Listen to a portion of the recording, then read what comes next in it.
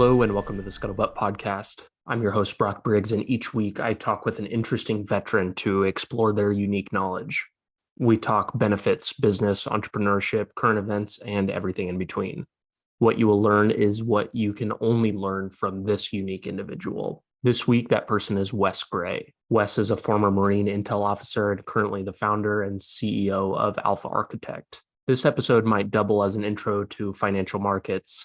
We talk about what quantitative investing is and how that differs from the famous stock pickers like Warren Buffett. We talk about systems-based thinking, where and why that's relevant. And we also talk about the future of investing and how to use our strengths to best play into that. In addition to this episode, you can get more from me at scuttlebuttpodcast.co. There you'll find transcripts, the YouTube channel, and a free weekly newsletter where I break down episodes in more depth, as well as give content recommendations and more. Please enjoy this conversation with Wes Gray. One of the ways that I have found is the best to get to know people in like a really short amount of time is to ask them what they're the most proud of. Yeah, I saw that question. I was like, man, I got to think about that. For me, probably the individual thing that I'm most proud of is actually deciding to take a sabbatical out of my PhD program to go join the service. Just looking back, I was like, man, that was kind of crazy thing to do. And that's on an individual effort basis. And then probably on a team basis, I'm most proud of just our business and like the team. Like we've survived through a lot of crazy, insane episodes through the ups and downs. And the fact that we're still alive 13 years later is, I'm pretty proud of that. But that's not just me. That's obviously more of a team effort type thing. So I did think about your history and kind of like how the timeline works. I thought it was extremely interesting that you chose to join the Marines. Why was that? Well, so basically what happened is I went from undergrad into the PhD program, and and most people don't do that. Like usually you got to go out, do something, get a master's or what have you. But I just ended up getting into the Chicago PhD program directly. And so I went there, and I was prepared, but not compared to all my comrades there. And so I was whooping it on like 15, 16 hours a day studying. It was like, it was like going to war, but the intellectual war. And the joining the service was something I always wanted to do, but it was just a matter of timing. And so I was like, well, I'll go after high school. But then I got into college, and I was like, well, I should probably go to college. And then after college, I got into the PhD program. So I was like, I should probably do that. But then I was getting to that stage where after the first few years in the program there, I was like, okay, I'm going to be successful if I graduate from this thing, which I think I will. And if I want to ever do the service, I got to either do it now or never, because I'm 24. And if I wait till I graduate from PhD program, I'm going to make up another excuse. So it was just one of those things where I just had to pull the ripcord. And that's why I did it. And it was convenient because I also kind of needed a break. I was financed out after first 2 years of the program there. I can't even imagine, Ellen. It's so much school in such like quick succession on top of each other. Given that experience, do you recommend that people join up with a program like that immediately after their undergrad? I've heard very mixed reviews about doing that. Well, I think there's a cost and a benefit. So the good news is you're naive and you're young, and you could just grind harder than you probably should, right? Whereas you don't know a lot, like you don't have a lot of experience. So the benefit of going in young and dumb is you can just whoop it on, right? The problem is you're not experienced enough to know that you need to kind of go slow and steady. So for example, like a lot of my cohort, they had wife and kids, usually like 5 to 6 years older than me. And they were just a little bit smarter about like work-life balance, because that comes with experience. And so it's just a trade-off. But the trade-off, the benefit of being young and dumb is you just grind it out. Whereas if you go into those programs later in age where you have like wife, kids, now you have all these responsibilities. It's harder to focus. You can't just study 16 hours a day without causing issues with other aspects of your life. So I could see it going both ways. And I don't think there's a right answer. I think it's up to personal decisions and your personal circumstances. Sure. Do you think that work-life balance and maybe being well-rounded in that case is a good thing. Growing No, up, I felt like I was taught that that was good. And the older I get, I see people who are at the top of their game and they are just absolutely obsessed. Like, and that's, I feel like what it takes to be extremely yeah, great at one thing. that's kind of the problem is if you want to get a PhD, you have to be the best and you have to kind of focus on what you're trying to achieve there. And necessarily, just like if you want to be really good Marine, you have to be kind of all in almost to a level that's unhealthy from a quote unquote work-life balance. And that just is what it is. And yeah, I don't know. So that's the fundamental issues. If you want to be at the top of anything, if you want to compete against everyone else, you're going to have to sacrifice in other areas of your life. And it's just the nature of the business, I guess. And just in like PhD or finance, but in the Marines or really anything you do, if you want to be the best of the best, you're probably going to have to get warped a little bit. When you joined and throughout your time in the Marines, would you have considered yourself all in on that? I know it was something that you had wanted to do Yes. for some time. Yes. I was crazy. I would say I was literally insane when I was in the Marine Corps. Like I was so all in, like warrior mentality. It's kind of hard to even think about it at this stage because I've gotten a lot softer and weak, and I'm just not the same person. But I was an extreme Marine. Now I wasn't a like what they call motarded, which you probably remember, but I was very very serious about that business. Just because I don't know when you were in, but I was in 04 to 08. And so you knew you were going to go to war. You had to be prepared, and you obviously want to take care of your team and everything. So I was pretty intense, I would say. The Marines is extremely well known for it's an extreme. They are like the Sure. far right of the branches, and they are kind of breed some of the wildest people. And I think that that's really admirable. One of the things, looking back on my time, I was in from 2014 to 2018, Mhm.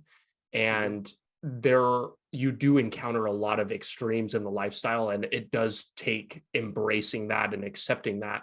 Some of it, though, looking back, I feel like is extreme just for the sake of being extreme.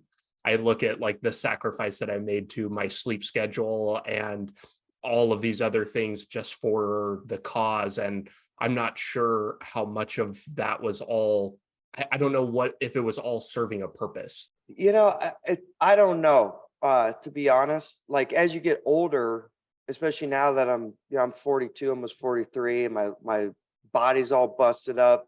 And over time, kind of going back to that original PhD comment there, like as you get older, you get more experience and you start to realize, hey, resting is a lot of times as important as investing in the actual activity that you're trying to get good at. And if you don't rest appropriately, you kind of burn out the wick on your candle over there. Obviously, when you're younger, you have an ability to do that without the consequences of it. So I just don't know. Like it's unclear to me. Like because I can't rewind the tape and redo it again and think like, okay, if I didn't stay out, do 4 hours a night sleeping and go PT all the time and go crazy, like had I done it the old guy version where like I did stretching, mobility, like diet, like that's not smarter about all my decisions, would I have been better or worse? I just don't know, to be frank. Hard to say. Maybe that roughness is actually the rite of passage in itself. The extreme abuse of your mind and body for a few years, it's critical to the next form you're going to take. Yeah, you know what? That's actually true. Like I'm sure you're familiar with like David Goggins, and he has this concept of callousing the mind. And he basically says, like, hey, your mind and your ability to monitor your willpower and your discipline is really a trained muscle. And so to the extent you rest up and like kind of live soft slash smart, like you work smarter, not harder. In some sense, that's great because technically you could kind of optimize because you're working smarter, not harder. But the problem is you're not exercising that discipline part of your brain. So I don't know. That's what I'm thinking. Like there could be something to that fact that the very point of working harder, not smarter, might actually train and strengthen your ability to callous your mind, which might allow you to do crazier stuff. And, and that's just a trade-off. You give up efficiency for being an idiot, but sometimes you need to be an idiot because you need to bash your head against the wall in order to get something done. But if you didn't train bashing your head against the wall to get something done, maybe you're not going to be that good at it when you actually need to do it. So I just don't know. I can see it going both ways. Are there any memories or experiences that you had in the Marines that you felt like were particularly impactful and that you remember fondly, maybe in a good way or a bad way? I mean, obviously, like being deployed overall, I used to live with Iraqis. I thought that was a good and a bad experience. I thought it was actually a good and bad experience for the same reasons, like getting access and really like living with the Iraqi battalion, speaking the language, learning their culture, kind of hearing how they think, hearing how they consider the world. That was good because it like opened my eyes to like, holy cow, these people are very, very foreign. And my whole mentality and view on life is just extremely different. And that was actually the bad thing. Cause then I started to recognize, I was like, what are we doing here, man? This is crazy. Like we're wasting a lot of money, time, resources because we're viewing this whole situation through a lens of like, a gringo hanging out in America, not like an era about here thinking about surviving every day. So I thought that was a very, very special and unique experience. Just getting to actually live and sleep and fight with Iraqis. It was eye-opening, to say the least. The military is very notorious for bringing about and kind of rounding out your worldview. It certainly brings some different things to light that you may not have been able to experience otherwise. And it's interesting that you call out that you felt like maybe it was a waste of time, even back then, not even knowing that the war would be going on for another 15 years past when you were there. Yeah. I mean, I unfortunately wrote a whole book about this. And unfortunately, all the predictions in that book came true. And we had to live them out for the next 15 years. I think it all boils down to just a lack of understanding the culture and their incentives and what drives them. And that's obvious to see if you actually hung out with them and lived with them and dealt with them for a long time. But if you don't, and you just always had the lens and the viewpoint of like a Western society, culture, needs, wants, incentives, obviously you're going to think and try to achieve what we want them to achieve. Like, oh, you guys want freedom. You want to be a democracy.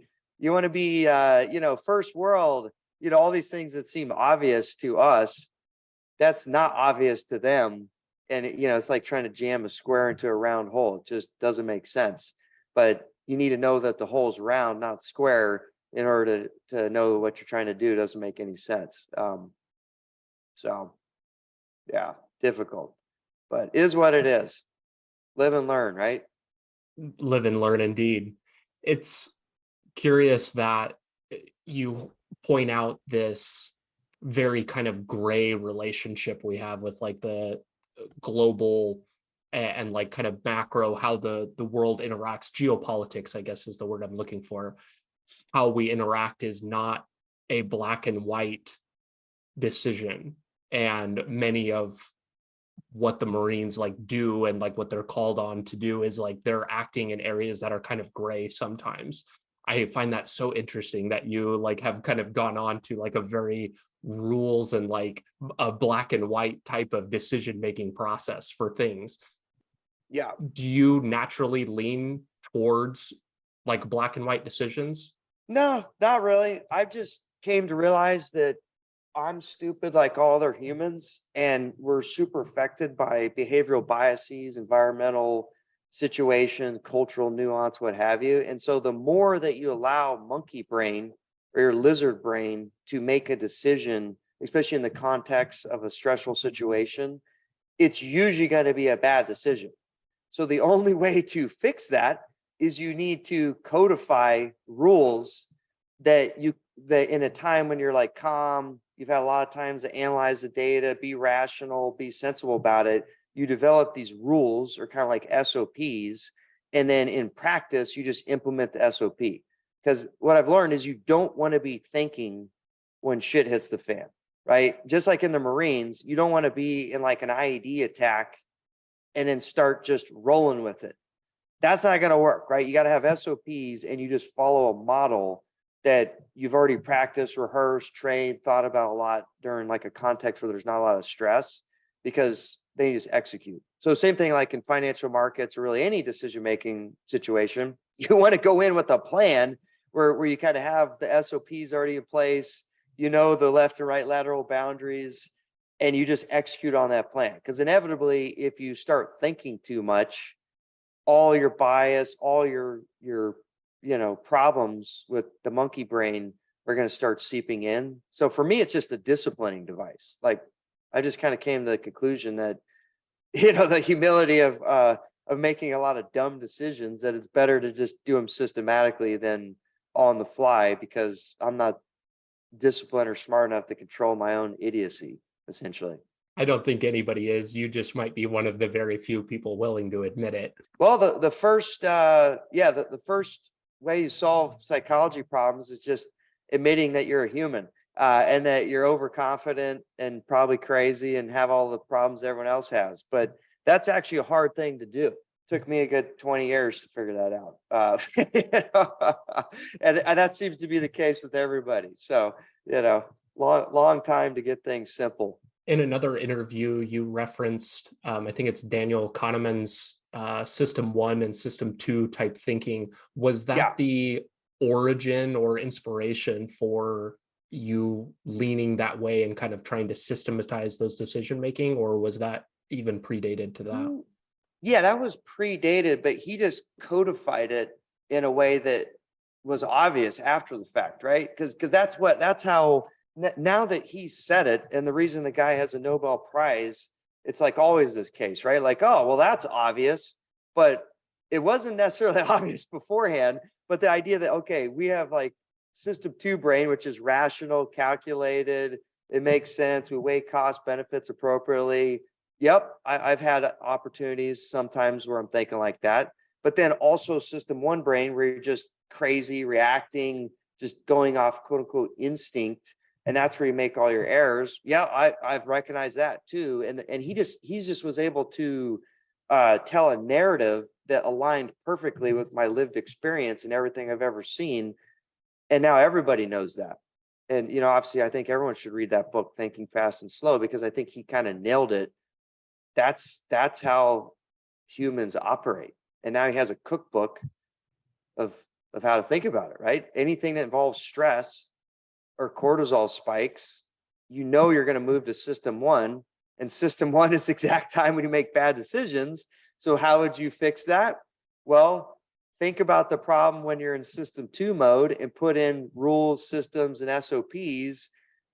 So anytime you have to do a system 1 decision, you just eliminated all the problems because you're back to system 2 because you have a system. You just want to avoid system 1 at all times if you can. I think we're going to talk about a little bit later how you implement that in your work today. But when it comes to your personal life and kind of how we operate day to day, do you have like an example of how you have implemented that? Well, so I kind of mechanically, like in my personal life, because being system 2 sucks and it's boring because everything's just codified. And it's not a fun way to live, right? Like it's kind of nice to just be free willed. So in my personal life, I'm not that systematized. Like usually exercise and stuff I am, but like in general, I'm kind of like seat of the pants because that's a lot more fun. But in contexts where it actually matters or it's going to affect other people, like in investing, we're now I got to worry about, my stupid decisions affected other people. In those contexts, all we do in like operations, like our investment programs, all these sort of things, everything is checklist, systematized, well thought out ahead of time. So in practice, the probability of us having to be in a non-rational state of mind or screwing something up is minimized, because now I'm worrying about other people's, in this case, not their lives, but their money or what have you. So it just depends on the context. It's very hard to be totally rational all the time. And go back to Goggins, it's hard to be David Goggins and beat your head against the wall every day no matter what. Like that's just a tough way to live. Sometimes it's easy cognitively to just roll with it, right? It takes a lot less glucose to just kind of be intuitive, a lot less energy, and a lot, so you got to balance it, I'd say. I'm not sure what system Goggins is running on. Probably some system that nobody else is on. He's Oh yeah, on a he's completely different plane. yeah, he's in system two, and I think the guy's like calloused his mind so much that, and he has such a strong muscle on discipline. Whereas like most people, they talk about this, like the ability to think rational. The reason people don't like it is because it takes a lot more glucose and a lot more energy to do that, right? It's actually high. It's like a workout to be rational all the time and disciplined all the time. So that's why a lot of people are like, screw it, I'll just eat the cheeseburger as opposed to broccoli, right? Because it's just easy, like cognitively. I think that guy has worked that muscle so much that he's literally like an ultra marathoner on discipline. Like his ability through training and discipline is he's built that muscle where he's just more efficient and he can control it. Whereas you and I, if we have an opportunity to like, let's just do that. That sounds a lot easier. We're just going to take it. Whereas he's got that, that mindset that's been built up over like, decades. So good on him for doing that. If you had to take your financial knowledge and expertise that you've learned over the last 20 years and look back and talk to your younger Marine self about maybe financial decisions that you made while you were in the service, what would you have told yourself? And or what would you tell a junior or young service member today about how their finances should be dealt with or managed? Yeah, so this is one of those things where you can talk about and tell people what to do. The bottom line is, the main thing I would say is like, don't be overconfident. Don't think you actually know more than other people, i.e., don't be a Marine, which is impossible, right? So I could tell I'm blue in the face, hey, you've got to find a way to, even though you're going to naturally be overconfident and think you know everything about everything, somehow you got to put in guardrails to prevent that. But of course, the only way that ever happens is after you, like, especially for like someone who's got like a Marine, typically, you're the type of people that need to touch a burning flame. And then when your fingers got like 3rd-degree burns and blisters on it, you're like, oh, okay, yeah, now I need to not do that anymore. So again, I can tell you don't touch the fire, but of course, knowing full well Marines in general, they're going to touch the fire, they need to get burnt, and then they'll figure it out. So what I would say is, as opposed to like my actual advice would be like, hey, go build systems, like focus on low fees, low complexity, simple, brain dead things that a caveman could do. That's not going to appeal to kind of like a Marine type brain where they're going to always think like, oh, I'll just try harder because it'll make me better. Because everything I've done in life, I try harder, I get better, I get, faster. In investing, that mentality just doesn't work. Actually, trying less ends up earning you more, which is very counterintuitive. So instead of giving the advice of like, hey, go build a system, keep it simple, stupid, my advice is actually go out there and touch the flame. Because at least you're going to be touching the flame when you don't got any money, you don't got a lot to lose, and your opportunity to learn and figure out your own way is actually pretty high, right? So go start trading stocks, go get involved in different markets, and just go touch the flame a few times and figure out where you get burnt, where you don't. And you're just going to have to eventually learn. So that actually, weirdly enough, would be my advice to people that are have a Marine kind of mindset, which is a good thing, but in general, but it's bad for investing. So yeah, go out and touch the flame and get burned a few times, and eventually you'll figure it out, because you're not going to actually listen to my actual advice of keep it simple, stupid, keep it low cost, and don't try too hard. So that'd be my recommendation. You heard it here first, folks, from Wes Gray himself. Get on Wall Street bets, start going YOLO into Dogecoin, do it all. Learn fast. Learn fast and fail fast, and hopefully adapt, and you'll be good. Yeah, don't do what the old guys do. Don't do what the old rich guys do, even though that may be what you want to end up doing. it's just not going to work because you're going to get bored, and then you'll have a midlife crisis, and then when you're 40 or 50 and you actually got a lot to lose, that's probably the time when you'd be like, I gotta just go for it. But now you're going to blow the whole thing up. So better to just smoke it out when you're young and dumb. It's an interesting perspective. That was probably the very last thing I thought you were going to recommend, but I see why. And I think that that's good advice. Honestly, people that are maybe looking for personal finance advice early on in their life or career don't want to hear, hey, go get a low cost index fund and dollar cost average in every month. No, that ain't going to work.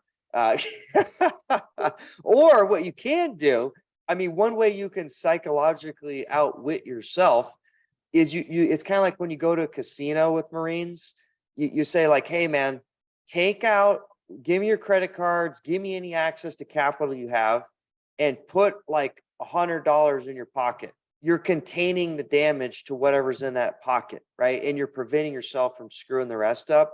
So you could use that kind of mentality here, where you get to placate your need to be overconfident, be an idiot, and do stupid shit because you think you know better than everyone else. But at least you could contain the damage. So for example, you might say, you know what? For 80% of my money, I'm going to do this boring, lame thing. But for the other 20%, which I'm just going to go buck wild and go for it.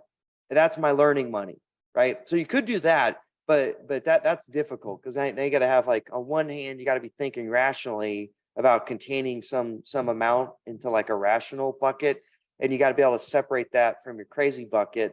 But that's almost too smart for a lot of people, because what happens, just like the people at the casino, they're like, oh, I got a credit card, I'll just take out advance, even though I lost that 100, because now I'm due, and even though I lost my ass, like, I have to take this out, man. I got to double down. So that's that's also inevitably what happens when people try that a lot of times. But that might be a technique if you wanted to try to get the best of both worlds, but it may not work, is the problem. You've said that one of the first stocks you bought, if not the first, was Swisher Sweet. And I'm curious to hear of any kind of early fire touching experiences that you've had that kind of helped get you down the path to where you are today. Yeah. So like I was saying, usually people with like kind of like an A personality, they're generally overconfident, think they know everything. And they say, oh, I'll just work harder than everybody because I'll beat them. Because your whole life, that's what you've done. You just work harder, try harder, beat your head against the wall more, and you usually end up winning, because that's how most things work. And so I did that in investing, early age. I was like, I used to be broke when I was a kid. I was like, this sucks. I hate being poor. I've got to figure out how to make money. Finance seems to be a way to do it, because you can somehow just make money, make more money. That's a lot better than working like a normal job. And so I kind of became obsessed, and I did what Marines do. I'm just going to outwork everybody and just get smarter, bigger, faster, stronger on like investing. And then, of course, when you do that, now you have endowment effects, because you put all this time, effort, and knowledge into learning. And now you think you know something, and you think you have an edge, and then you go enter the marketplace. And so I was like, okay, I'm going to be the next Warren Buffett. Well, what does Warren Buffett do? Warren Buffett picks stocks, pretty concentrated, does the deep dive homework, and rolls with it, right? And so that's what I did. And I had the unfortunate situation of it working early on, right? Like Swisher Sweets was a great example. Like I doubled my money, and I was like, oh, this is easy. And then I had kind of a string of those situations. And so, and the problem with that is that reinforced overconfidence. Because what happens is there's a thing called self-attribution bias, and you learn about all this stuff once you start reading about psychology textbooks, and you've had an opportunity to get your head handed to you. And what self-attribution bias says is, like, whenever you make good decisions, you go back and say, oh, well, that was obvious because I put in extra work, I'm smarter than everyone, etc. And then whenever something goes wrong, you always blame it on things that were outside of your control, right? Like, oh, the Fed did it. Or, oh, how would I have ever known that wasn't even my decision set? And so what happens over time with self-attribution bias is you attribute wins to your skill, you attribute losses to bad luck. which then systematically makes you more and more overconfident in your own bullshit. And so that's what I did basically. So I was stock picking and things were working. And then that reinforced, oh, wow, you're just a genius. And then of course, when things went bad, in the early days, it'd be like, well, that's just because, bad luck. Who could have predicted this? Like, I started a hedge fund in 2008 and like all of a sudden I couldn't short anymore because it was outlawed. Oh, well, that's just bad luck. Like I need to transition to do something else. And so anyways, fast forward, like for me, ended up getting more and more Warren Buffett wannabe. And I actually went quant a little bit in 2008.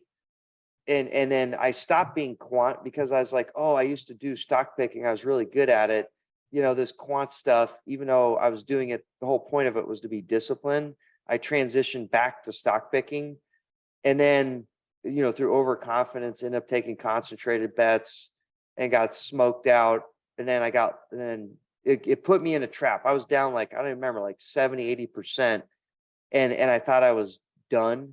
And then I ended up getting lucky to like kind of pull it all back. But the good news was when I got smoked, it was in like a fraud situation, which, it was just devastating. I learned my lesson. I was like, I'm never picking stocks ever again. The whole point of the systems is to avoid this overconfidence. And even though I got lucky pretty soon after where like it all came back, I was cognizant enough to realize that was lucky that I had a 10Xer on my other hand that kind of came all the way back.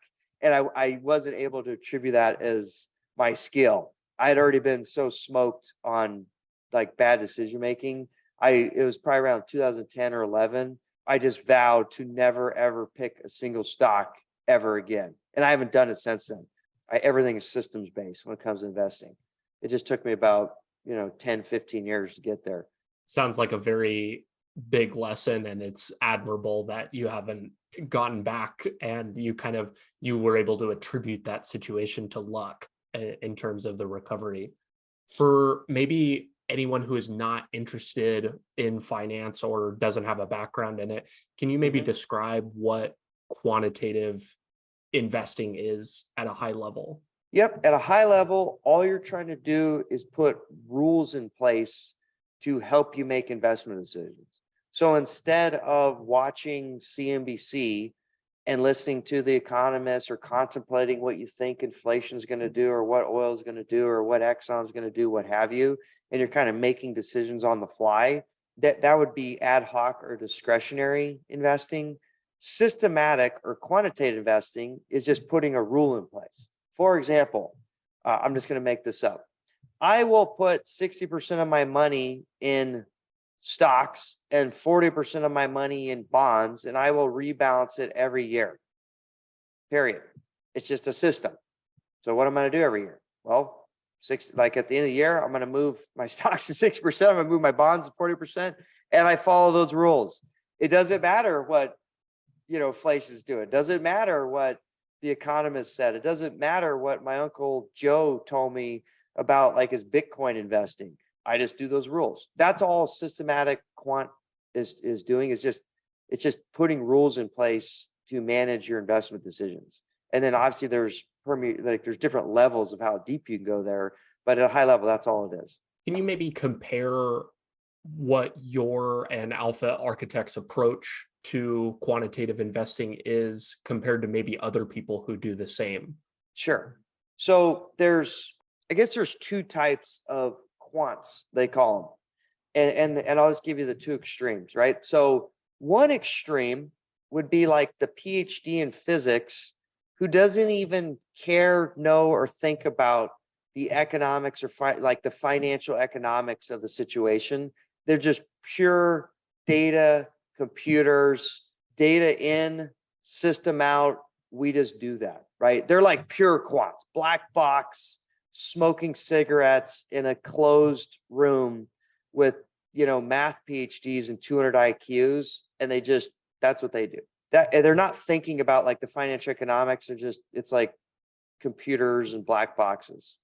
On the other extreme is you could just say, hey, this is Warren Buffett, but I'm just going to codify what Warren Buffett does in a set of rules. So for example, I'm going to buy the 10% cheapest stocks based on PE ratios.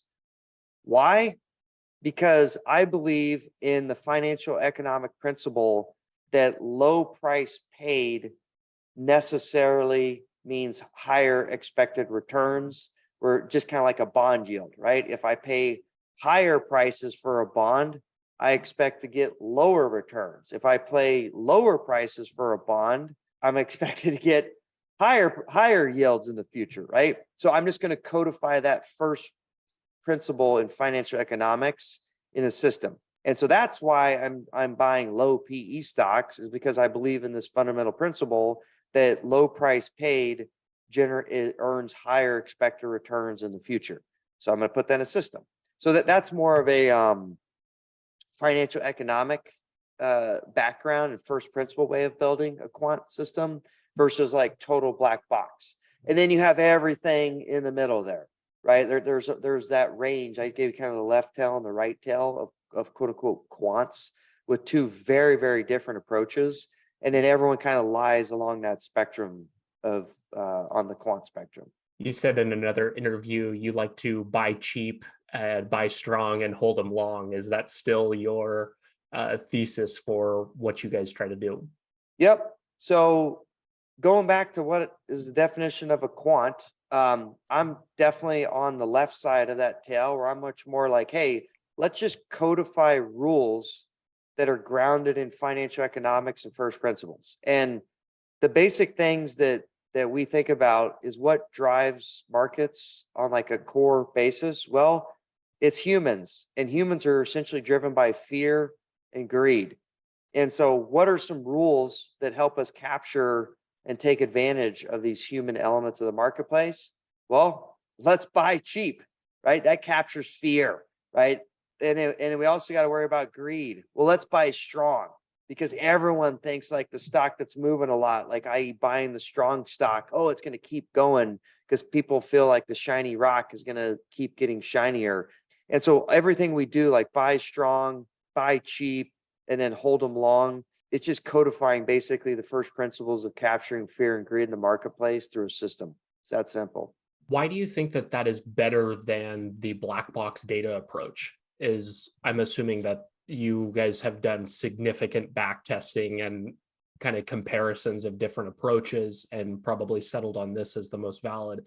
Is there this is proven? Everybody always kind of cites back tests. Oh, the back tests say this, but so that's the problem in my mind. Like I don't know if there's better. I think it's everyone's got a different approach, and it really in the end boils down to what do you have most confidence in and ability to stick with. So for me, I like things that I can understand and they make sense to me. Like A leads to B. Without the back test, I just intuitively, that makes sense to me because it's grounded in some core element of the system. And going back to first principles, I fundamentally believe, and I don't think this will ever change, that humans in general, because they're not all using computers, are going to be influenced by fear, where they're going to throw the baby out the bathwater, like worry about things too much, because naturally when you get afraid, that's what you want to huddle up, right? And I also think there's another extreme of greed. Like people, they start getting greedy. Things are working well, like, oh, instead of just the 5%, let's go for the 50. Let's go for the YOLO. They love that, right? And so I just want to build systems that are fundamentally anchored on those core principles, because I want to take advantage of fear and greed in the marketplace. And the reason we say hold them long is that these are long-term phenomena, right? So that's what I like. Whereas if I build a system that's black box and totally data mine, totally quant, the problem is it might work and it might find new adaptive insights that my dumb brain can't figure out. But, and that'd be the potential benefit. The potential cost is you might be trading on sunspots or something that it just has it's not going to last, right? It's not a real phenomenon that's robust to the future over the long haul. It's just you data mined, well, when the sunspots are extreme, commodities all of a sudden do well. And you may didn't know that's what you did, but that's in principle what you did. You basically just data mined in a fancy way. And I just don't, that I'm not confident, it's not comfortable to me to take that approach.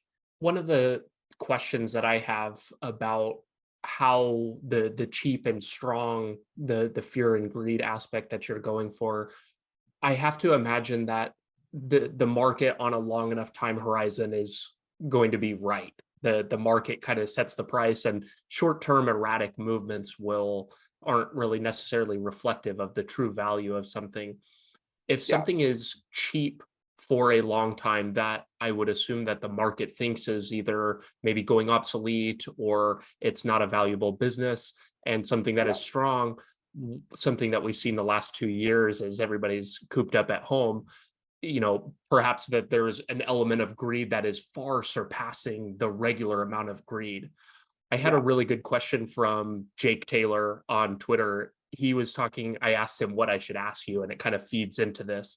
He said, how do you know that there isn't unintentional bets on interest rates and tech in this type of strategy? You don't, and there almost always is, because the bets are generally correlated, right? So let's just take value, for example, or even momentum. So in general, like the value trade, at least from a behavioral standpoint, why does it exist? It goes back to the Ben Graham concept that there's this thing called Mr. Market, who's just the world, right? And Mr. Market is sometimes rational, sometimes crazy, and sometimes, depressive. And that usually is dealing with a narrative or some sentiment in the marketplace. And it's not like it affects only one company. So for example, and we've seen it in real time, right? So flash back 2 or 3 years ago, the whole energy patch, anything having to do with like just energy in general, they threw the baby out with the bathwater, right? A lot of these firms were priced as if they're never, ever going to make money ever again, because that in general sector was under fire because the narrative was not in their favor, right? Oh, we're going to alternatives, we're doing this, that, the other thing. And that always happens in kind of like a fear trade. Like the market gets depressive about something overall. So if you're out there buying cheap stocks, you're not going to find any cheap stocks in the work from home bucket. They're all going to be at 500 PE and 50 times revenue, which makes no sense because that general sentiment, that general narrative is strongly correlated usually with sectors or broad industries. And so obviously when you go buy, if you're just buying a generic value strategy, you're going to be focused on cheap stocks, right? Let's go buy the stuff that's the cheapest in the marketplace. Well, the things that are cheapest in the marketplace are usually going to be bunched up together because the poor sentiment, the poor narrative is going to usually be tied to like a part of the market. It's not like they're like, hey, Exxon is a big turd, but Chevron is amazing. It's going to be like in general, Exxon and Chevron, like maybe they got some idiosyncratic costs or benefits there, but they're both cheap, i.e. the industry at large is cheap because cost of capital is really high. No one can raise money. Everyone thinks they're all terrible. They're all going bust. So almost inevitably, these bets are always correlated with a bunch of things. And if the question is, well, what is the first principle that's driving this? And again, it goes back to price. All value is price scaled by a fundamental. And we're using the price, which is a fundamental market input where all the humans like threw their bet and said, hey, this is what I think. And we're saying, we think that in general, when things have a low price to fundamental, that people had too much fear. They threw the baby out the bathwater. And on average, like 2 or 3 years down the road or whatever it is, the world changes and they're like, oh, wait a second. Exxon isn't going bankrupt. Is it going to be Google? No, but it's doing better than we thought. And all it needs to do is have an expectation revision to make money, right? It doesn't need to become like Google. It just needs to become not as bad as previously thought. And you get like a expectation change. So that's the value trade, right? And then the momentum trade is also fundamentally anchored on price, but it's just price alone. This is the shiny rock trade. Find things where the prices are moving better than all the other prices. that usually attracts the sentiment crowd, right? That's the manic people in the Ben Graham Mr. Market mantra.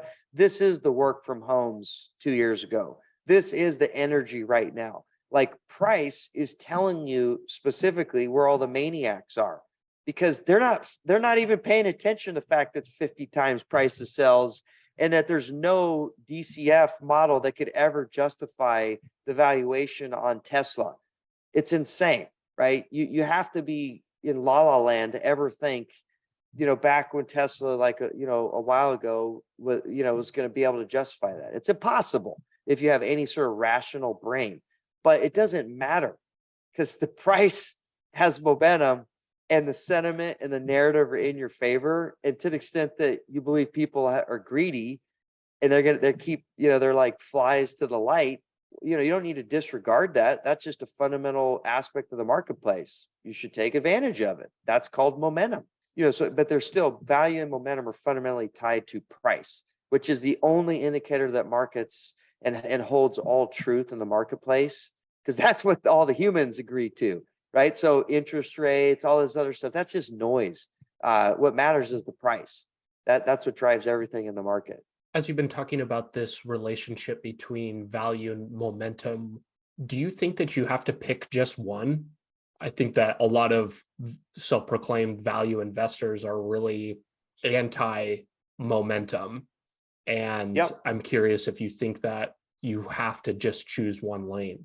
So I used to, because I used to suffer from the same problem that all humans suffer from, is you get a tribe and you get a religion, and anyone who's not in your religion is just wrong, right? So the value religion, funny enough, is usually anchored in Ben Graham Intelligent Investor, where the mantra is, hey, in the long run, the market's a weighing machine. In the short run, it's insane.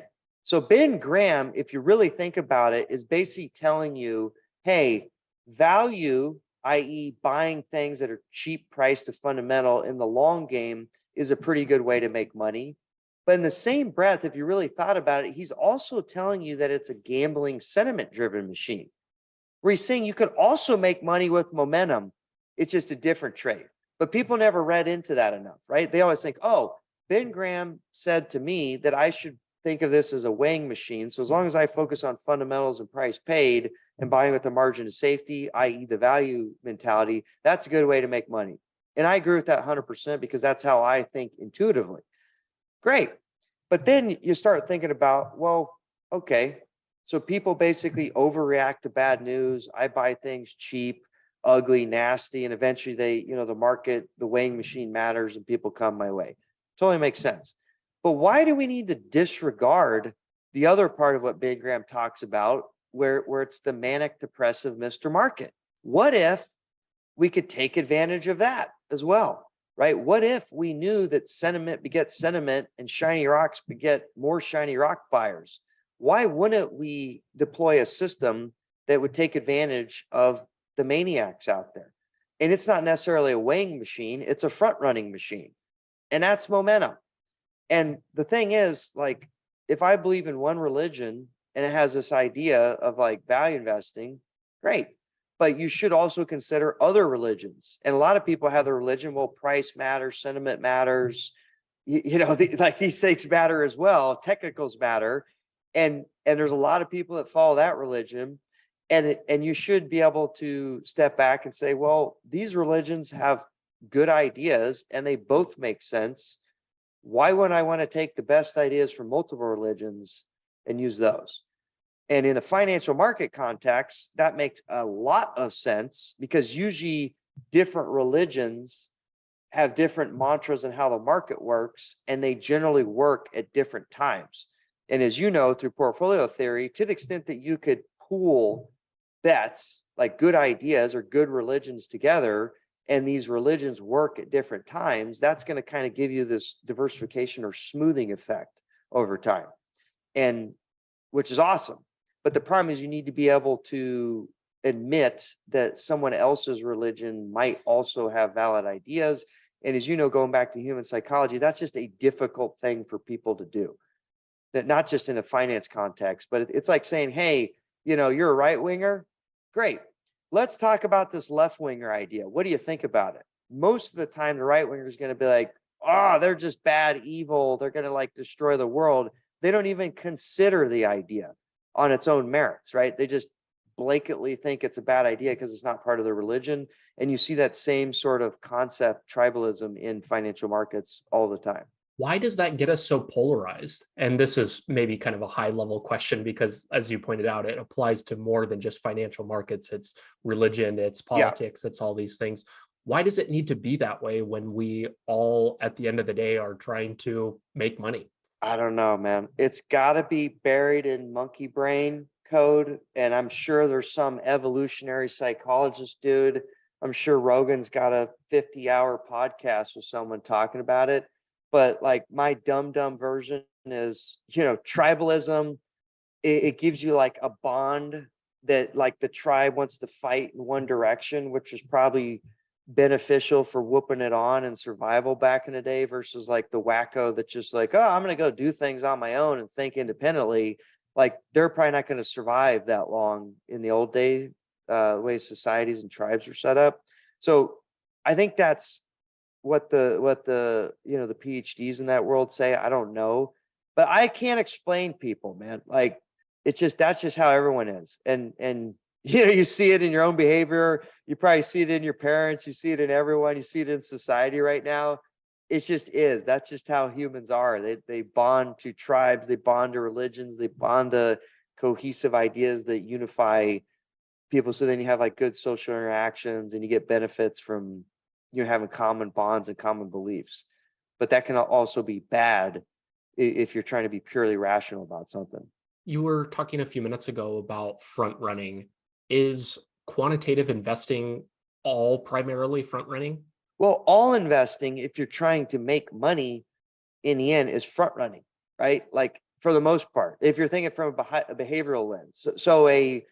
And even if you think of through a risk lens, right? So in general, the way people think about investing is they're like, okay, you're going to earn some amount of returns, right? Usually one idea is like, well, a Fisher Mark hypothesis. The reason you get to earn higher returns is because you're taking on more risk.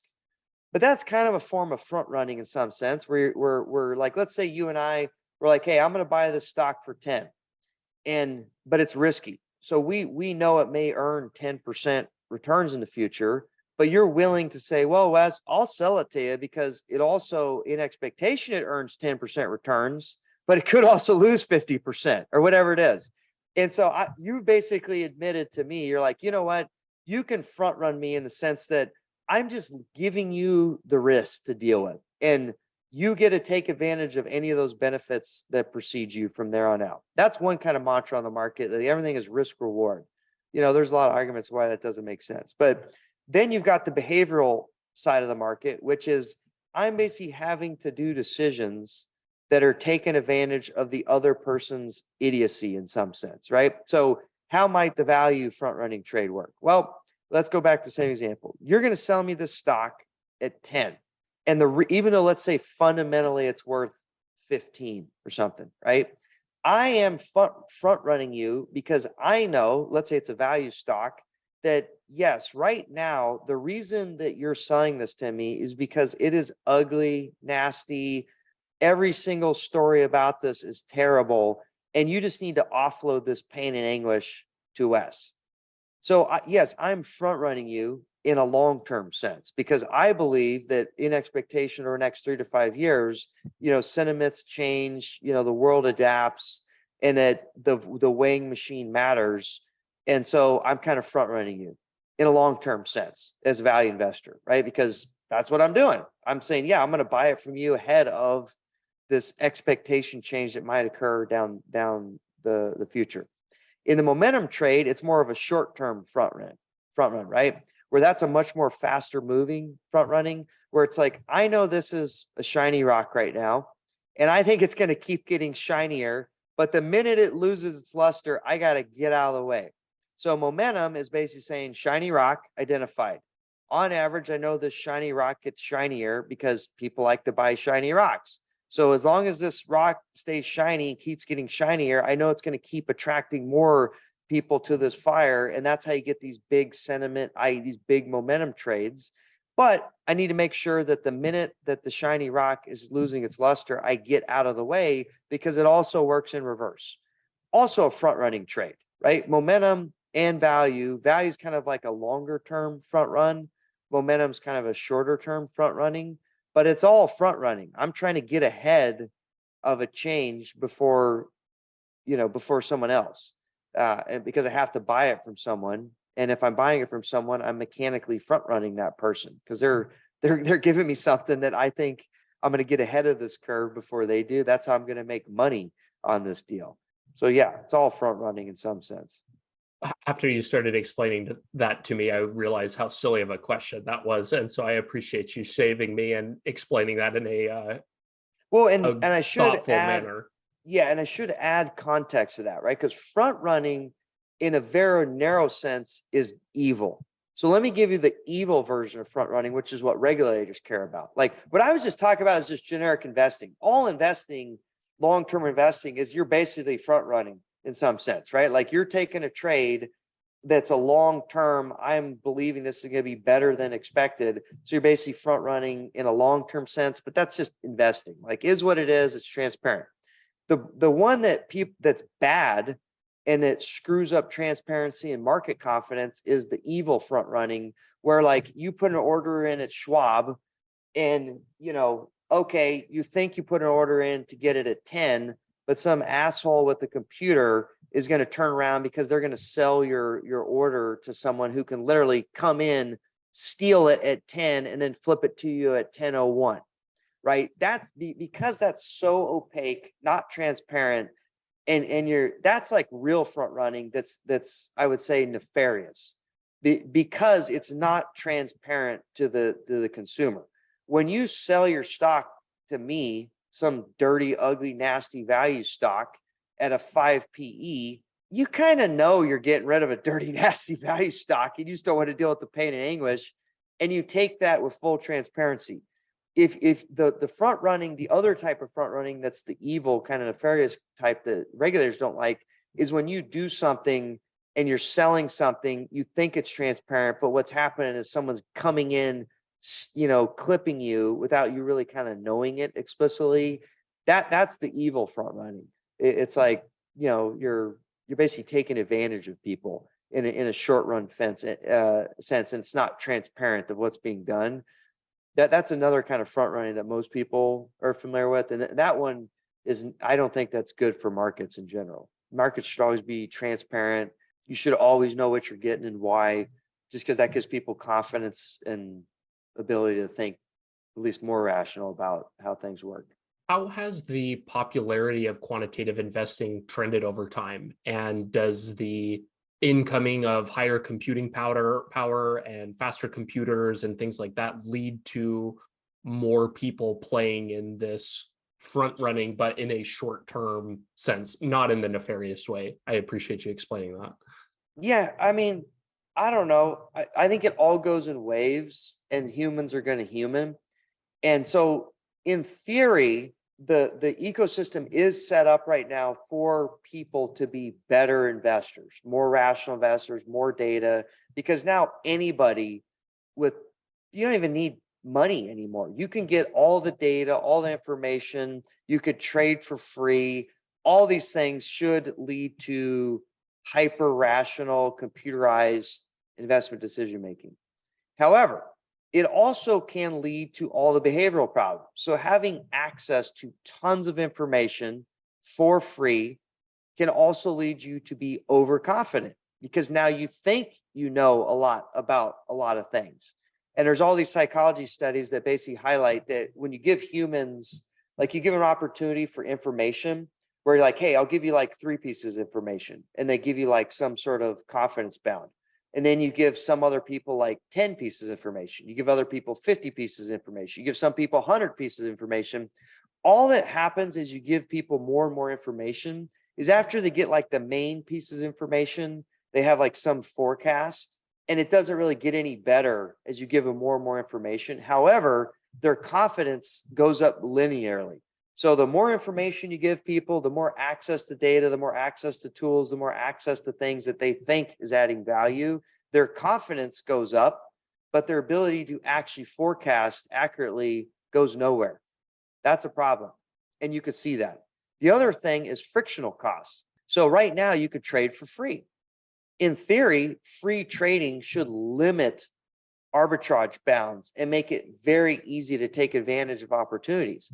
The other thing it does is it maximizes your opportunity to be an idiot because there's no cost to being an idiot, right? The great thing about real estate and private investments is it's like going to cost you 10, 20% of the NAV of your investment to get in and out of the thing. And that prevents people from transacting or playing.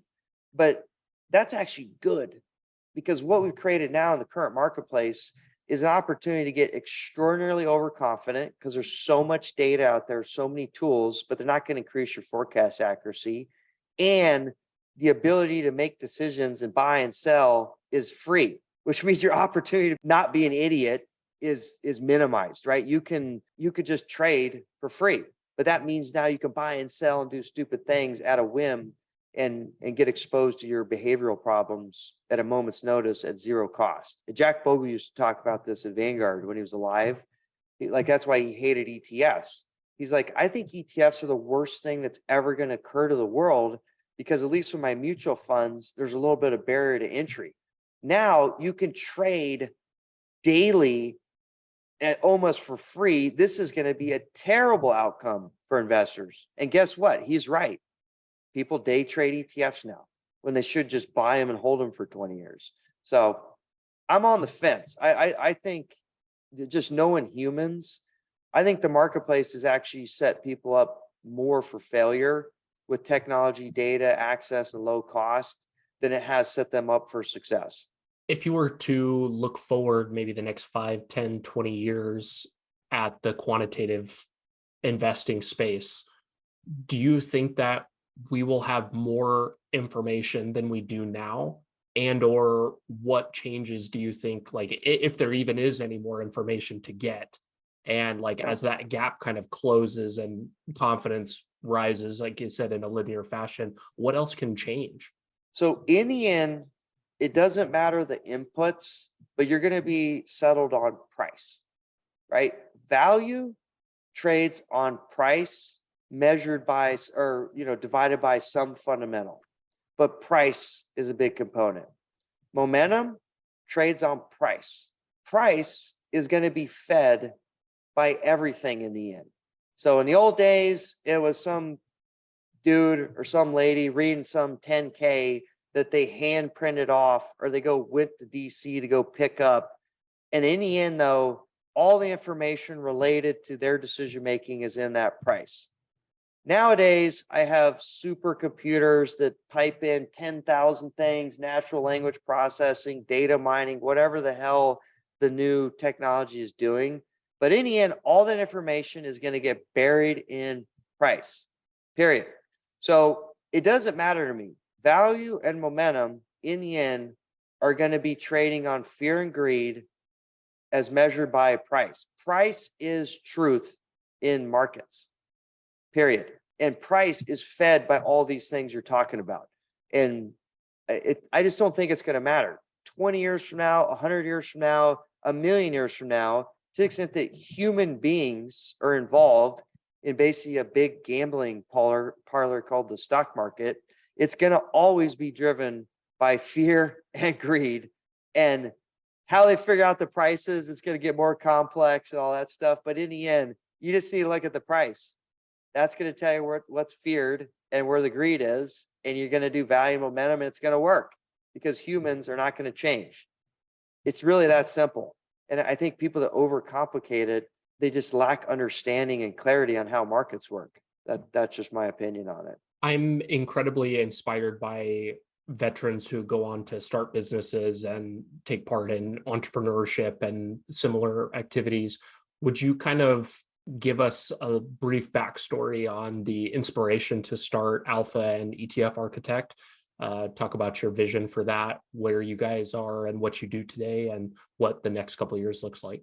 Yeah. So, I get questions about this all the time. like, hey, why'd you start a business? How'd you start a business? Do you recommend it to me? I would say that I just don't know. All I know is ever since I was a little kid, I'm just DNA and wired to want to run my own business. It's just something I always wanted to do. I can't explain why, how, what have you. My middle brother's doctor has no interest in starting. Like, it's just not his mentality. So I just been wired like that. And I think a lot of people that are in the service, they're probably wired like that as well. And I can't explain it. Some people are just born that way. So I always wanted to start a business or kind of do my own thing, because that's just genetically kind of what I always wanted to do. And then obviously it's on you to figure out, like, well, what do you like doing? What kind of turns you on? Where do you think your unique skill sets and passions lie, such that you could create and add value to society? For me, that was finance, right? But maybe for other people, that's, I don't know, like doing contracting or building houses or being a scientist. So that's the backstory on like why I decided to be an entrepreneur, because I was just born that way. I don't really have any, and I would not say, if you don't feel like it's something you need to do, then you shouldn't do it. Like, being an entrepreneur sucks, right? You're going to like be broke and poor and eat ramen noodles for a decade. And then, yeah, maybe you'll get rich and have a lot of money, but you need to be able to survive through that decade and have fun. And if that's not your wiring, because that's not what you really want to do, why would you do that? It's a lot easier to just go work for someone else and get paid and let them take all the entrepreneur risk. And yeah, you may not get rich down the road, but you didn't take all the risk. So it's better for you. So anyways, that's the backstory on that. A non-answer, because I just don't know. So what do we do? Well, so we start off with ETF Architect, which is basically an asset management business. And we ended up getting backed by this billionaire family who used to read my blog and read my dissertation. And our whole mantra was, hey, I love investing, and I have these systems I built that I have a lot of confidence in, and I would like to invest my own money in these systems. And I don't see them out there. Like, no one is out there building concentrated, just go buy, top 10% cheapest PE stocks. Even though Ben Graham talked about that concept, 70, 80 years ago, you can't actually buy a fund that just does that, more or less, right? And I was like, well, let's do that, because that's what I want to do. That's what I put my money in. There's no products out there. Let's build that business. And so that's what we did. And then over time, we wanted to do that as tax efficiently as possible, because the investors that we started with had to pay a lot of taxes and they don't like doing that. And then so we learned about the ETF wrapper, and they're like, wow, an ETF is basically a way to defer taxes. We should probably figure out how to do that. And so that was probably like 2012, 2013. We said, let's just do that. We didn't really ask like, well, should we do that? Or how would we do that? Or why doesn't everyone else think they should do that? Because it's pretty risky and crazy and hard. We just said, we're just going to do that. Again, being kind of marine mentality, overconfident, not really thinking things through. We said, we're going to get it done. So that's what we did. And then fast forward to around, I don't even know, 5, 6, 7, 8 years later, through just dumb luck, we're running our ETF business, doing our, concentrated factor things, but we're also in the background figuring out how to do more with less, kind of doing the Marine Corps style of like basically putting together an ETF operating business on a shoestring. Well, it turns out that now a lot of other people want to get into ETF business, but it's really expensive. It's really hard. It's really difficult. And oh, by the way, Wes and his, gang of pirates over here, they've already figured this out because they've been doing this for 7, 8 years, right? How do you survive in this crazy competitive business and keep cost way down? Well, we would like to borrow your infrastructure. Can you sell it to us? Is basically how we started ETF Architect, which is a low cost infrastructure provider to the ETF business. So if you want to build your ETF, but you'd like to pay low cost, that's what we did there. It's kind of like AWS, right? Like Amazon is like, hey, we got to put all these servers, we got to do all this technology so we can run Amazon.com. And it's, down the road, they're like, well, wait a second, like this Amazon.com business is kind of interesting, but there's a lot more demand for infrastructure. And oh, by the way, we DIY'd it and do it cheaper, better, faster, stronger than anyone else. Why don't we just sell that instead? And so that's what we kind of serendipitously found ourselves in with the ETF Architect business. Is it's kind of like AWS for for ETFs. It's kind of like low cost infrastructure if you don't want to build your own server farm and all these sort of things. So using that as an analogy with AWS. I love to study business and different business models so much. And some of the greatest companies of all time have like gone through that exact same process. Hey, we need to solve this problem for ourselves. And it turns out that enabling others to do the same turns out to be almost what's more valuable than the original thing. Have you found that to be the case with ETF versus alpha? 100%. Yeah, we have all of our businesses. So we have another business in this thing called in 1042 qualified replacement rollovers, which 99.99% of the world has never even heard of. It's this esoteric tax thing having to do with ESOPs, employee stock ownership programs. How the heck did we get into that business? Because that's run by investment banks and commercial banks typically. Well, one of my old business partners, dad, who's actually a former Marine, hit us up and he's like, hey, have you guys ever heard of this? And we're like, no. He's like, well, can you investigate it and solve it? Sure, we'll give it a whirl. And then never even heard of this business. We looked at it. We're like, oh my God, there are no efficient, transparent, low cost ways to solve this problem. They're all overpriced, totally opaque, and not efficient. We need to just solve this problem for this Marine. And so we started that business, 8-9 years ago. And it's just, everything we've always done, which I was not ever planning when I launched Alpha Architect. I'm going to be in the 1042 QRP business. Like, I never even heard of that before in my entire life in the PhD program. Same thing. Like, I never thought I'd ever be in a, like doing operational, shovel selling for ETF infrastructure business. Like, I didn't even know what an ETF was when I was in my PhD program in finance. Right. So 100%. And you only learn that through being in the game and like getting presented problems, looking to the marketplace. Hey, is there a solution already out there? Nope. Well, I guess we're going to have to figure it out. And then you started, that's how you start a business. And then we just kind of cobbled together 3 or 4 of those at this point. Stories like that are such a great reminder that you can't even dream that up without having been so deep in the industry that, I think that the takeaway from what I'm hearing from you is just kind of get started doing something. If you are entrepreneurship inclined, start solving a problem, and that may or may not be actually what you end up doing down the road, but will give you exposure to other interesting problems to be solved. 100%. You can't, it's kind of like the Marine Corps mentality on mission planning, right? You got to think through it. You got to have a plan. You got to get like the 70-80% solution. But if you're the type of mentality where you need 100% clarity, you're never going to be an entrepreneur. It's going to drive you insane. Your anxiety is going to go through the roof.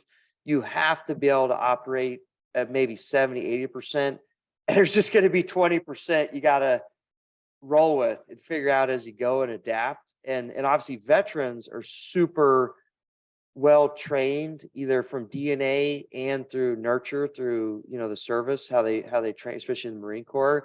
Like, Marines are the perfect entrepreneurs, man. It's like the Marine Corps is training you in the end to be an entrepreneur through all the mission planning, like how you think about life. It's perfect. Getting to know several Marines over the course of the last year and doing this podcast, I would certainly agree with that, and counter that to a Navy background where we're trained very specifically on how to operate under certain conditions. You're taught a skill or a trade about how this thing does get done. There's an SOP, there's a tech book, there's a process that you follow for everything. But the life and work of a Marine is much more gray, like we were talking about in the beginning. It's much more ambiguous, and there's nuance, and you got to kind of learn along the way. And you can, in all the branches, there's opportunities, for obviously planning and leadership. But the Marine Corps, just in particular, that's like their bread and butter. And like, I take a corporal that's run like a squad or a fire team. And I just know from that person's training that the way they've thought about the world, the way they go about solving problems, they're going to be good at being an entrepreneur, because it's just that's you're just ready to roll. It's like you're perfect. And the only thing that's a challenge is in like, in the Marines, like you're trying to go kill something or go take that hill or whatever. It's just, in the civilian world, the objectives are obviously very different. Like, hey, I have this problem I need to solve, and the context is just radically changed, but the principles are very similar. So now you just need, in the civilian world, you got to have some skill set so you can actually solve the problem, like get good at finance or get good at X or Y or Z, because you got to have a different skill set than like being able to shoot 500-yard targets. But you could figure that out, but then the other principles will flow through seamlessly. Can you give us a sense of the size and scale of Alpha and ETF Architect, whether that be headcount, size of business? So our business is big now, just through dumb luck. So we actually this week we're launching an $800 million mutual fund conversion. So we have right now, I think we got like 34, 35 funds and around 2.5 billion plus on our platform. And by the end of this year, it'll probably be $5 billion in 50 funds, because that's crazy. But 2-3 years ago, let's say going back to 2000, like COVID times, like March 2020, we were at like 500 mil, like we all had to take salary cuts, and we were bleeding red ink, and it was like, oh my God. It wasn't lights out, but it was like, hey, we're going into survival mode here for a foreseeable future. And fast forward literally 3 years. I mean, it's crazy. Now I live in Puerto Rico and, kind of living the dream, but life changes quick. And so, but we spent, just to give people perspective, like we've been in this deal 13 years now in this business, like 10 of those years I've, pretty much been broke. Like, wasn't that exciting. In like March 2020, which was that was 10 and a half years into the business, like it almost went out, like it almost was gone. And so then it would have been a 10-year zero. We just happened, like the world changed and we adapted and it all worked out. But so I've only really kind of been recently enjoying success and being like, oh, so this is how people get rich, like literally last year or two.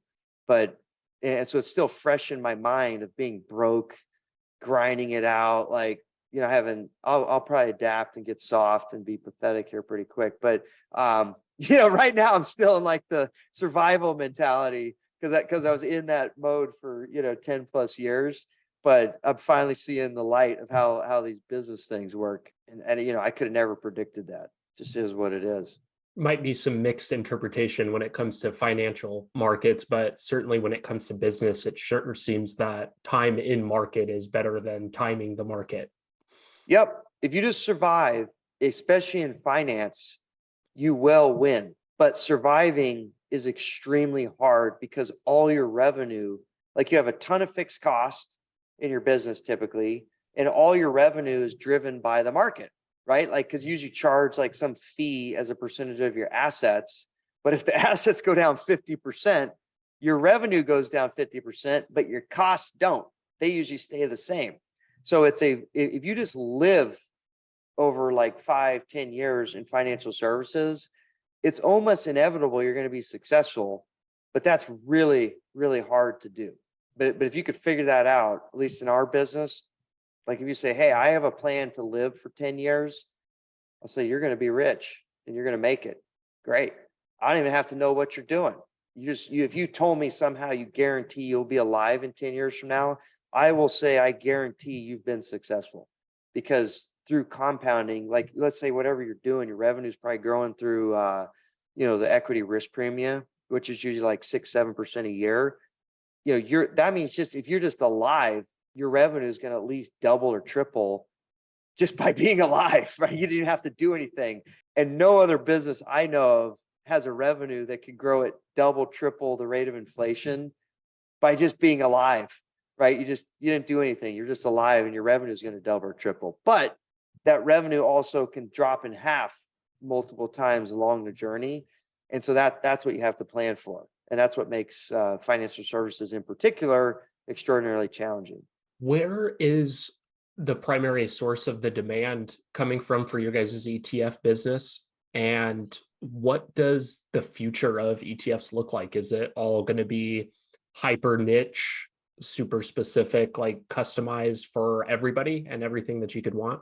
Yes, pretty much. So our offering is kind of like Alpha Architect, right? Like how we in Alpha Architect's business, we're trying to deliver affordable alpha, right? How do we vanguardize weird boutiquey stuff that's not scalable? And so, but we have a lot of fixed costs, but we have to like figure this problem out. How do I compete with Vanguard in a weird boutiquey, non-scalable thing and deliver this affordable costs? But it can't be free because it's expensive to generate and it can't scale forever. Same thing in the ETF side of things. It's always been run by banks who are super inefficient, super expensive. It's totally non-transparent. And so it's really, really hard to enter the ETF business, right? You got to be like, some monster shop. However, we came in and said, well, we've been doing this for 10 years. We figured out how to do it cheap. We figured out how to do it turnkey. We figured out how to do it with total transparency because that's our mantra. Because we believe that if you understand what you're getting into, you're going to make better decisions and it's a win-win for everybody.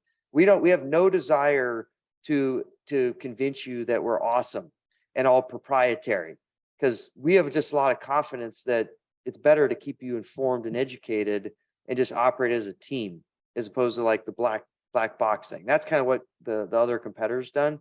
So what our vision for the ETF industry is, we want to be that beacon of light where if you want to get into this business and you need someone who can deliver you to this market with high confidence and low cost, you don't need to have $100 million day one.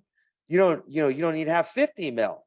You can maybe come out 10 to 15 mil or even 5 mil. And if you have a plan to maybe get to 25 in a couple of years, you're actually survivable, right? So our vision is we're trying to open this market up where a lot of players that a 3-year plan of getting to like 100 or 200 million, they're just like, that's impossible, man. How would I ever do that? Like the barrier to entry is too high.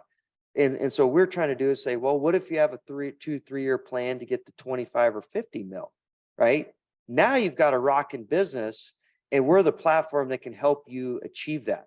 And that's much more realistic. It's never going to be easy because we're in like the most regulated space of all time. And there's just too many lawyers involved and it's just too many things like that. But at least we can try to lower the barrier to entry to allow this blue ocean of folks who have a lot of good ideas, but they can't get to the scale to compete with like a Vanguard. That's basically what we're trying to do there. What kind of benefits can you offer the people who are interested, who I'm assuming might include like family offices and maybe ultra high net worth folks? What other than maybe simplicity and I'm assuming tax implications? Yep. So our offering is basically affordable, turnkey, and totally transparent, which is awesome because it solves basically all the problems of entering the ETF space. And then we have very, very niche skill sets specific to tax structuring, which is why I live in Puerto Rico. And like my whole business is about tax. And so we have focused in what they call tax-free conversions. So if you have assets that are sitting in SMAs, separately managed accounts, sitting in a mutual fund or sitting in a hedge fund wrapper, we can take those assets and via a tax-free conversion, turn them into an ETF wrapper. And we're transparent about how that works, but unfortunately it's just complex and a pain in the ass. But that's what we specialize in, right? And we've tried to bring the break-even costs down enough that you still have to be pretty rich, right? You got to have at least probably 25, 50 mil if that's all you're thinking about is the tax benefits to do it. But at least it's not 100 or 200 mil. But yeah, so if you have taxable assets and you would like to move them into the ETF structure to take advantage of the tax benefits from the ETF, that's what we're very specialized in doing is helping you get there legally. Wes, this has been a really, really fun conversation. I appreciate you giving me the rundown. I have a couple rapid fire questions Sure. from Twitter I want to ask you. Couple Hit it. sourced here that were really fun. What would you do if you didn't work in finance? I honestly don't know, man. I might, I just don't know. Like, I just like finance is it's my baby. I don't know, maybe be like a scientist or maybe like a coach. Like back in the day, I used to play football in high school. Like I would be like a high school coach, just like an athletic coach. I probably would do that. I don't know. Finance is all I've ever thought about since I was like 10. So that's a good question. I have no clue. Maybe be a coach. Who do you look up to most in the industry? I like AQR, probably number one by far. Like I always tell people, hey, we're like a mini AQR, just dumber with less assets. But I like them. They do great research. I like their principles. I just like their firm, like how they hold themselves out there. I feel like they're very, very intellectually honest about research because obviously we all have incentive to sell and tell people that it's the best things to slice bread. But I feel like they go about their research and their communications in a very academic way. Like academics care about intellectual truth for the most part, whereas like asset managers care about selling product, and because that's how we get paid. So it's firms that can manage that conflict of interest very well. I just have a lot of respect for, and I just feel like AQR is the number one. I mean, we try to do that as well, but that's because I'm modeling off of AQR. What is something that you do to build wealth every day? I try to get smarter and better at my processes and my jobs because that's the only thing I know how to do. So I always tell people like the one thing you can compound is your knowledge, right? You can't tell the stock market what to do. You can't go gamble on Bitcoin and say, hey, double tomorrow. But what you can do is control your process and get your knowledge going. And over time, like you just need little bits, but it kind of compounds on itself. So if you just do a little bit every day in a nice controlled fashion, something you can control, 10, 20 years later, you have all the journals of finance memorized, which is basically my status, right? Like I've read every paper in every journal for the last 20 years. So I've forgotten more about finance than a lot of people know. And that's just not because I magically woke up with that knowledge. It's because every day, I got like, there's just a little snippet or a paper I read. And just, if you do that for 20 years, you end up having a lot of knowledge. And so that's what I'd recommend. And that'll probably make you a better investor over time. I normally ask what's something that we could implement in our lives that we could take away from you today. Would that be it? Yeah, I would say just little changes done all the time is what's going to have the biggest effects on your life, right? Like, so recently, like just an example, not in finance, because that's a little more esoteric, but I was starting to, I've never been fat, but like, I was like, hey, I need to lose some weight. So I just said, you know what? I'm just going to drink coffee and stop eating breakfast. It's a little change. I don't even need to eat breakfast normally. And I've been doing it for like 3 or 4 months now. And I lost 2 or 3 pounds. Like it's just a little thing that you do every day. But if you stay on it, like it starts adding up a lot in the long tail. So little decisions, you don't want to make big decisions. You don't want to do things that are really hard. Little things that are simple that you do all the time. Those seem to be the things that stick in whatever aspect of life you're, trying to solve a problem for. Last one. What is something that myself and or the listeners can do to be useful to you? I mean, I don't need anything, man. I'm at this point, I'm a pure giver. My life is all good. Like, I don't need shit from anybody. That said, I'm more than happy to be a positive MPV project for society. So I would say we try to produce content out there. So we're always pumping out blogs on Twitter, everywhere. Like to the extent you want to try to learn and get better, like we try to facilitate that because that's our main mission on Alpha Architect and Power Through Education. So I would just try to lean on us to help you because I personally don't need anything at this point. Like I've made it, so I wouldn't even sweat that. It's the way you can help me is by like leaning on our content and making me feel good about myself in a sense, I'm trying to give back now. And so if you could take advantage of that, that'd be a great thing. I'll include links to Alpha Architect and your information in the show notes. Wes, I really appreciate your time. Thank you so much. You got it. All right. We'll talk soon. Thanks so much for tuning in today. Your listenership helps me better educate people like you and the rest of our nation's military, both past and present, on building a successful life outside of military service. If you're looking for more ways the top vets are leading more effective lifestyles, building businesses, and using the resources designed specifically for you, press here for a selection of some of the best clips. Be sure to like this video and subscribe to the channel to stay up to date, and I will be talking with you soon.